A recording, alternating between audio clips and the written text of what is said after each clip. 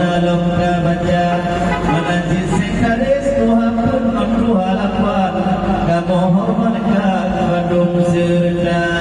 dan kedua pemuda maupun mantan yang kamu hormatkan badung segala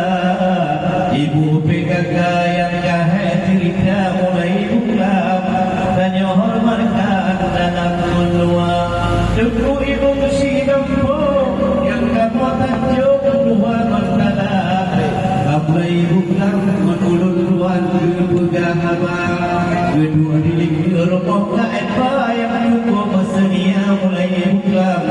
kamu bercanang ketinang soal agama